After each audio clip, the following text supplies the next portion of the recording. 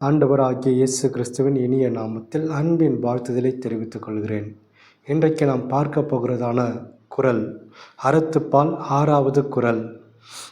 பொய்வாயில் ஐந்தவித்தான் பொய்த்தீர் ஒழுக்க நெறி நின்றார் நீடு வாழ்வார்.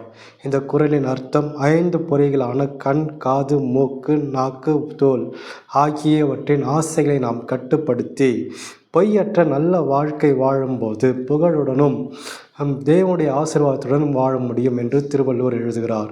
வேதாகமத்தில் நாம் பார்க்கும்போது நீதிமொழிகளில் இப்படியாக எழுதப்பட்டிருக்கிறது. நீதிமொழிகள் 4ஆம் அதிகாரம் 23வது வசனம்.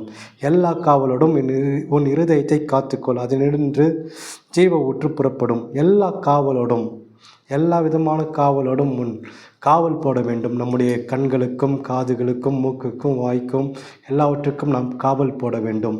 அந்த காவல் போட்டு நாம் வாழும்போது இருதயம் பாதிக்கப்படாமல் இருதயம் நலமுடன் இருக்கும். பொய்யற்ற ஒரு வாழ்க்கை வாழ முடியும். அதை தான் பவுல் தெளிவாக எழுதுகிறார். கலாத்தியர் 5ஆம் அதிகாரம் 16வது வசனத்திலே, பின்னும் நான் சொல்கிறது என்னவென்றால், ஆவிக்கேற்றபடி நடந்து கொள்ளுங்கள், அப்பொழுது மாம்ச இச்சைகளை நிறைவேற்றாதிருப்பீர்கள். ஆவிக்கேற்றபடி நாம் நடந்து கொள்ளும்போது ஆவியானவர் நம்மை வழி நடத்துகிறார். அப்பொழுது இந்த மாம்ச இச்சைகளை நாம் நிறைவேற்றாமல் இருப்போம். நம்முடைய சரீரத்தில் நம்முடைய எல்லா காரியத்திலும் மாம்ச இச்சை என்பதை நாம் அகற்றி விடுவோம். பொய்யற்ற ஒரு வாழ்க்கை ஒழுக்கமுடன் வாழ முடியும்.